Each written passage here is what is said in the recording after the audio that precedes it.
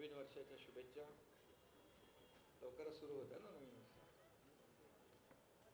गेले 8 दिवस सुरू असलेलं हिवाळी अधिवेशन आज संपलंय आणि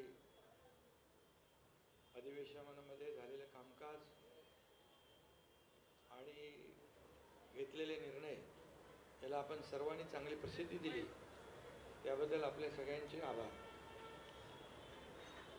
हे अधिवेशन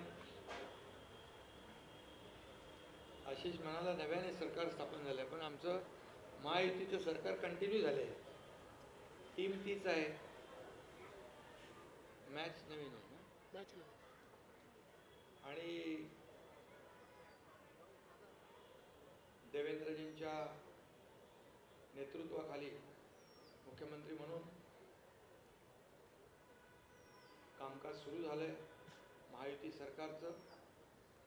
आणि अधिवेशन देखील अतिशय यशस्वीपणे पार पडलेलं आहे.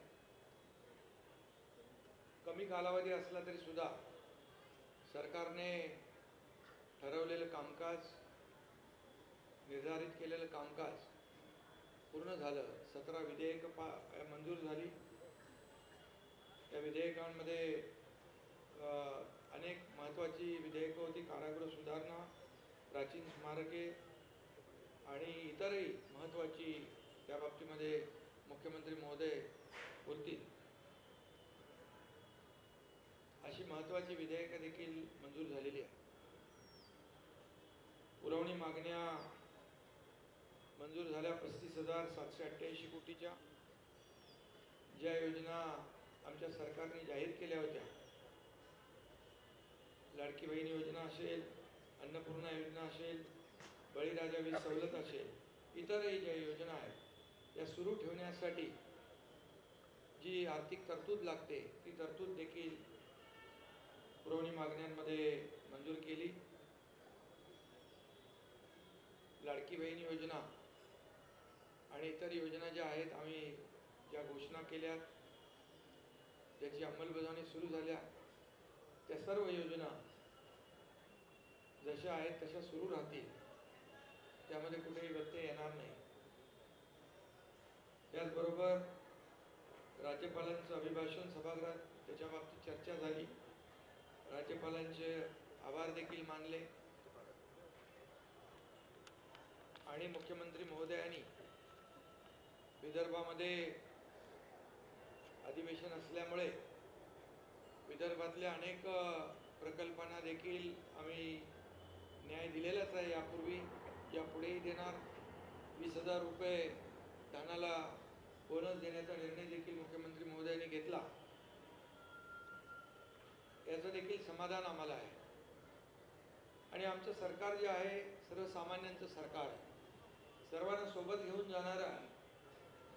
आणि मागच्या महायुती सरकारचा जो वेग होता, जी गती होती, त्याला आणखी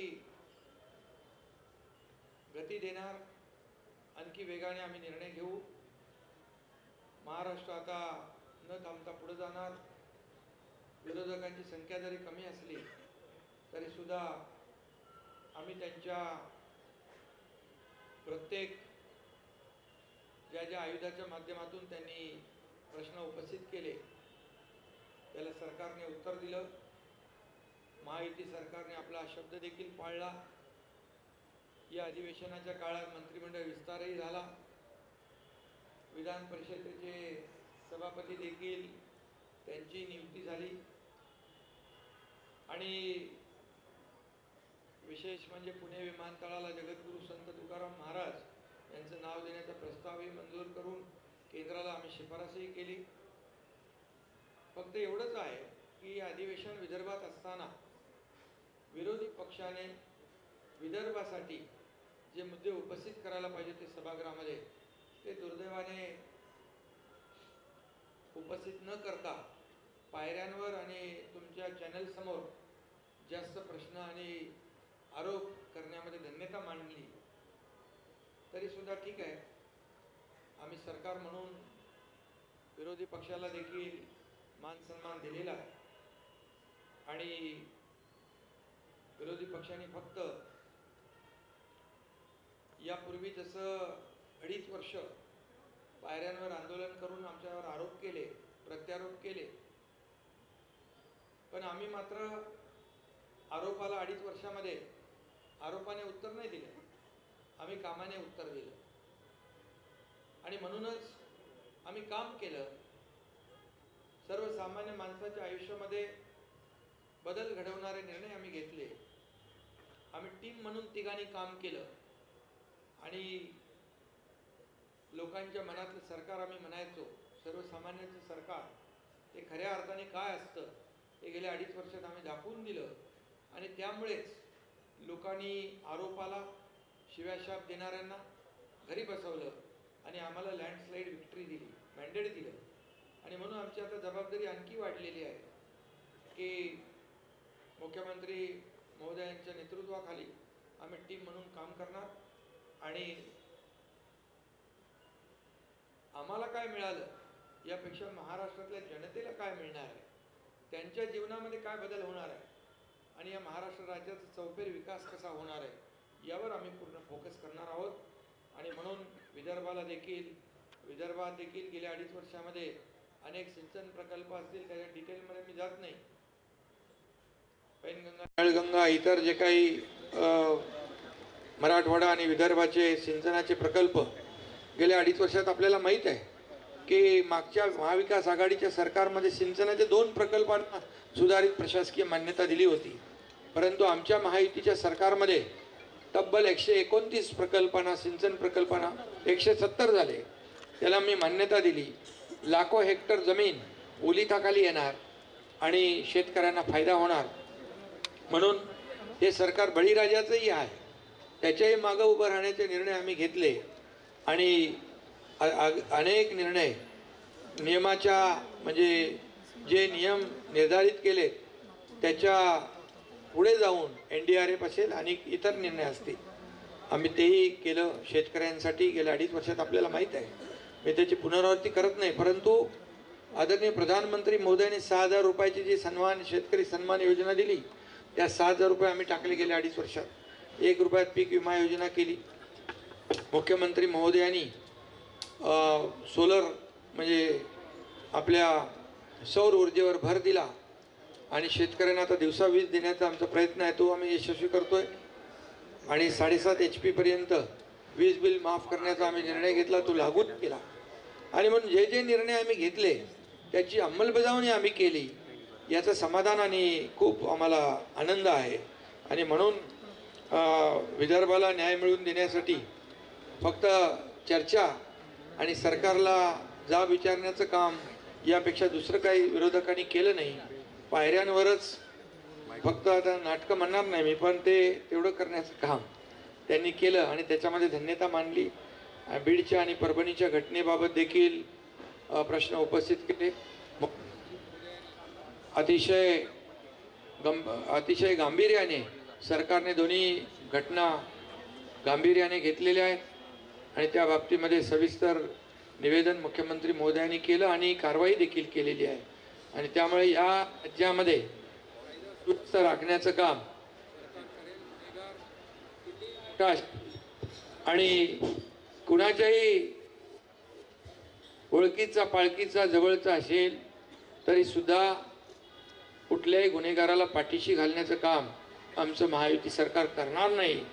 हे राज्य कायद्याचं आहे, हे राज्य सर्वसामान्यांच्या रक्षणासाठी आहे, आमच्या माय भगिनींच्या रक्षणासाठी आहे. त्यामुळे हे राज्य जे आहे, आमचं सरकार जे आहे, हे सर्वसामान्यांच्या पाठीशी उभं राहणारं सरकार आहे.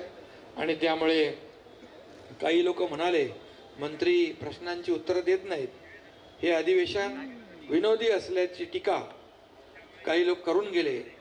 परंतु काही लोकांनी जेव्हा मुख्यमंत्री पदाचा राजीनामा दिला होता त्यावेळेस आमदारकीचाही राजीनामा देऊ असं म्हटलं होतं. परंतु ती आमदारकी वाचवण्यासाठी फक्त पर्यटन म्हणून काही लोक येऊन जातात आणि त्यांनी हे अधिवेशन विनोदी म्हणणं म्हणजे हाच मोठा एक विनोद आहे. आणि म्हणून बाकी जाऊ द्या, मी जास्ती काय टीका करत नाही.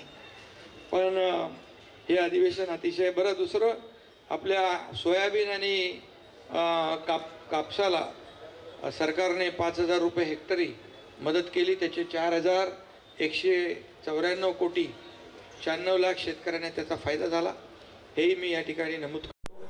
आणि कांद्याच्या संदर्भात देखील मुख्यमंत्री स्वतः आपल्या केंद्र सरकारशी संबंधित मंत्री पियुष गोयल यांच्याशी संपर्कात आहेत आणि कांद्याचा भाव जो आहे तो खाली आला आहे. तो 20% जो एक्सपोर्ट ड्युटी आहे ती कमी करावी यासाठी देखील केंद्र सरकारशी आम्ही पाठपुरावा करतोय. त्यामध्ये आम्हाला नक्की यश येईल आणि म्हणून आजचं या आठवड्याभराचं अधिवेशन जे आहे अतिशय यशस्वी झालं आणि म्हणून मुख्यमंत्री देवेंद्रजींना देखील मी त्यांचे अभिनंदन करतो, त्यांनाही शुभेच्छा देतो आणि आपल्या सगळ्या पत्रकारांना पुन्हा एकदा शुभेच्छा देतो की आम्ही आमच्या अधिवेशनातल्या कामकाजाला आणि एकंदरच घेतलेल्या निर्णयाला आपण चांगली प्रसिद्धी दिली. त्याबद्दल पुन्हा एकदा आपल्या सगळ्यांना धन्यवाद. जय हिंद, जय महाराष्ट्र.